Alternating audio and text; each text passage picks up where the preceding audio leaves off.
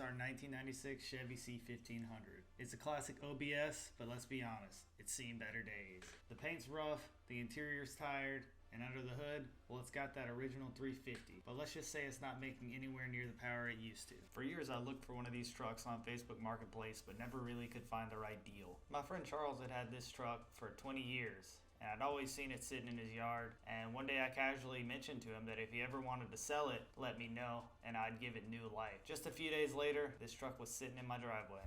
Right now, this thing's rocking that factory small block 350, which back in '96 made about 255 horsepower. That's if you're lucky. But 30 years later, after about 200,000 miles, this thing's a little sluggish. It's kind of on its last leg.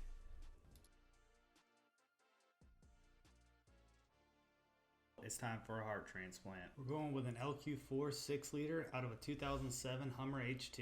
Now, I found this engine on eBay, but a little research on the VIN number led me to this article.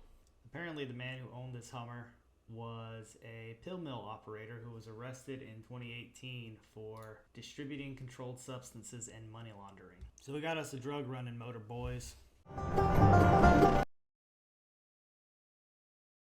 Anyway, now it's time to get this thing taken apart and cleaned up. There's a couple of things that we need to do before we can get it ready to go into the truck. We gotta pull it apart, clean it, and we're gonna put valve springs in it. We're gonna install a new camshaft, and we gotta change the oil pan to one that'll fit into the truck.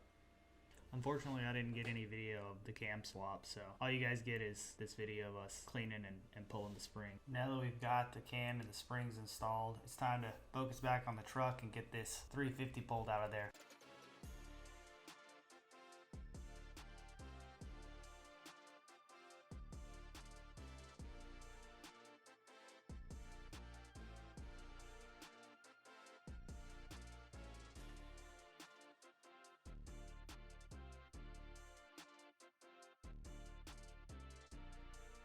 Now that we got a truck that doesn't move, it's time to go back to working on the engine. Gonna go ahead and tighten up the harmonic balancer here. Then we're gonna install the new Circle D 3500 stall torque converter onto the transmission. Is everyone else spending $1,200 in 7 days? No, I don't know. I don't know if they're serious.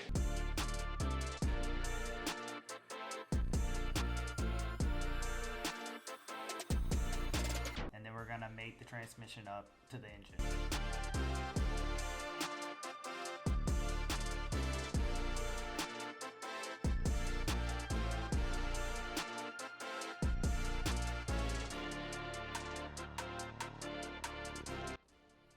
Unfortunately, I didn't get a ton of footage of us putting the engine back in, but here are some pictures of it once it got set in the hole.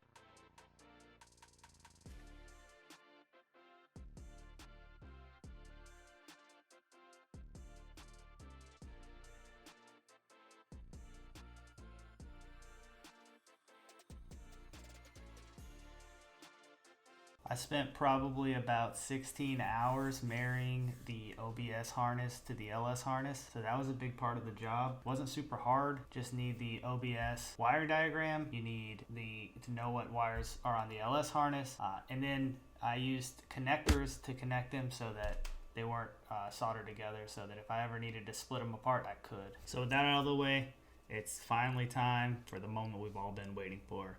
And at this point, it's about 6 months after I received the engine.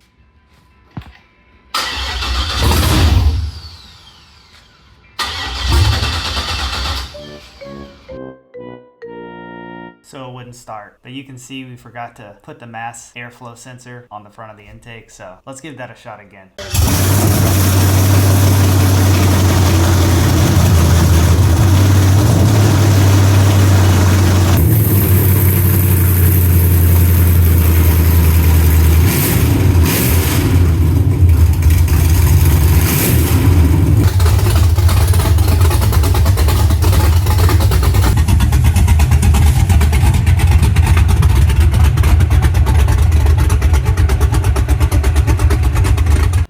Detail got left off between the point we dropped the engine in and got it fired up and the point where we were driving around. We had to get a drive shaft made, get the air condition working, get the cooling system working, and we had a ton of cleanup to do with all the wiring. I plan on making another video where I go into a lot more detail on what it took to do the swap, So if you're interested in that, go ahead and subscribe to the channel and you'll get updated whenever that video comes out. For now, there's only a couple things left to do. First, we took the truck to Mobile to McDonald Muffler. They did a killer job on our exhaust. We got dual spin Tech 6000 series mufflers on this thing, and it sounds so rowdy.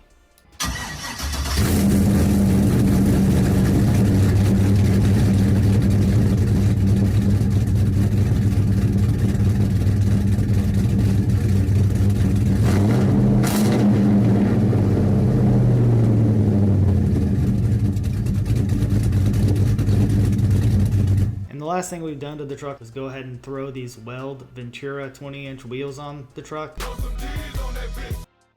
I've been eyeballing these wheels ever since I got the truck, and I just love the way they look. I went with a 9.5-inch out back and an 8-inch wheel out front. And for the back, we're using 275 40 R20 Cosmo Mucho Machos. And the same tire, just a 245 40 by 20 on the front.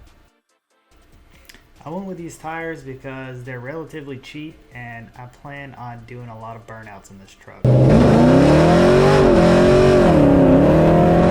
So here's what the truck looked like right before going to get the wheels put on, and here's what she looks like afterwards.